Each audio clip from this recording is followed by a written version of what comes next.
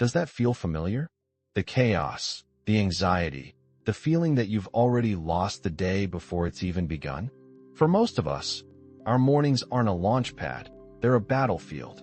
We wake up and immediately surrender our peace to a flood of external demands. But what if I told you there's a 2,000-year-old operating system designed to fix this? An ancient toolkit for building an unshakable inner calm, starting from the moment you open your eyes. This is the wisdom of the Stoics. Philosophers like Marcus Aurelius, the most powerful man in the world, Seneca, a brilliant advisor, and Epictetus, a man born a slave who became one of history's greatest teachers. They weren't just thinkers, they were doers. And they understood that if you win the morning, you win the day. Today, we're going to unpack their secrets. These are 5 Stoic rules for a better morning that will transform your relationship with the sunrise. Rule number 1, own your first thought. The very first battle of the day happens in the few seconds after you wake up. Your phone is buzzing with the world's emergencies, opinions, and distractions. The Stoics would call this the realm of the externals, things you cannot control. The Stoic philosopher Epictetus said, "Some things are within our power, while others are not." This is the most fundamental rule of Stoicism, the dichotomy of control. Your first conscious action of the day should not be to give your power away to things you can't control.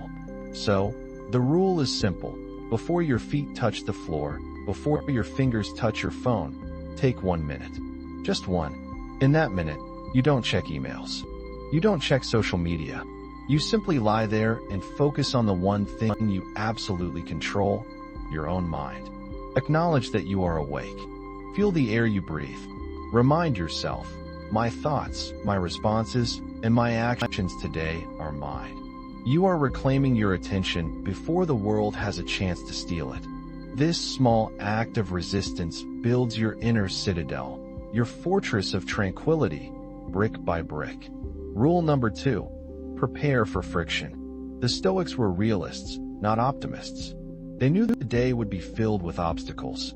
Their solution wasn't to hope for the best, but to prepare for the worst. This practice is called Premeditatio Malorum, the premeditation of evils.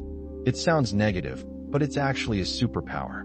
The Roman Emperor Marcus Aurelius wrote in his private journal, "When you wake up in the morning, tell yourself, the people I deal with today will be meddling, ungrateful, arrogant, dishonest, jealous, and surly." He wasn't being a pessimist. He was vaccinating his mind. By visualizing the challenges of the day, the difficult coworker, the traffic jam, the unexpected bill, he was removing the element of surprise. When these things happened, he wouldn't be shocked or angered. He'd be prepared. He could simply think, "Ah yes, I thought this might happen." So, in the morning, take another minute. Ask yourself, what could go wrong today? Who might frustrate me? How will I respond with virtue, with patience, with wisdom? You're not dwelling on the negative. You're rehearsing for reality. You're building resilience before you've even had your breakfast. Rule number 3, contemplate your mortality. Okay, stick with me here. This is the one that sounds the darkest, but it is, in fact, the most illuminating. The Stoics practiced memento mori, remember you will die. Why would you do this in the morning? Because it is the ultimate tool for creating priority and gratitude. Waking up is not guaranteed. This day is a gift. Seneca wrote, "Let us prepare our minds as if we'd come to the very end of life. Let us postpone nothing." Thinking about the finite nature of your life doesn't make you sad. It makes you focused. It strips away the trivial anxieties. That petty argument you were worried about, the fear of what someone thinks of you, it all vanishes when you realize what a privilege it is to simply be alive today. You don't need to have a morbid session. Just take a single, deep breath and acknowledge the truth.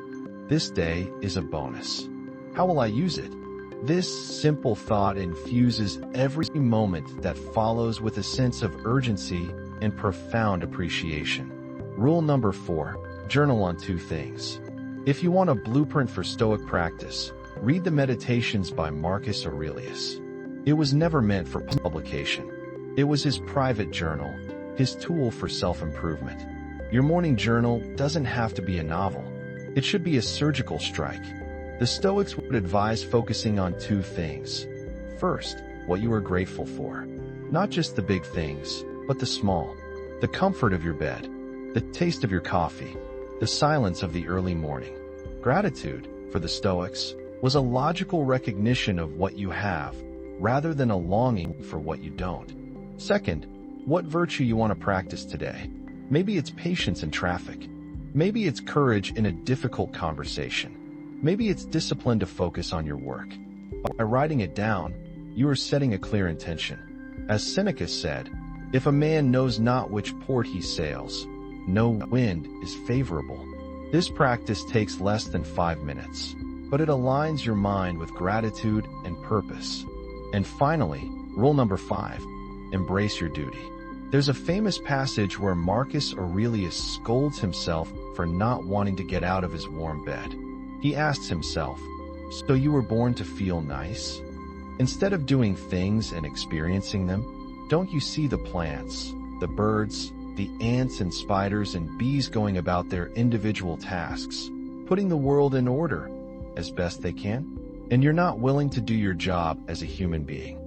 The Stoics called this oikiosis, a sense of your proper role in the universe. Your duty. This doesn't have to be some grand, world-changing mission. Your duty for the day might be to be a good parent, to be a focused employee, to be a supportive friend, to simply do the work that is in front of you with excellence and without complaint. Before you start your day, define your duty. Ask, what is my job today? And then, get up and do it. This transforms the act of getting out of bed from a chore into a noble act of service. These 5 rules aren't a checklist to create more stress. They are a framework for building a morning routine that serves you, that fortifies you, that makes you the emperor of your own mind, not the slave to your circumstances. You don't have to do all 5 tomorrow. Try just one. Reclaim the first minute of your day. See how it feels to start from a place of power, peace, and purpose. Win the morning, and you will not just have a better day, you will build a better life.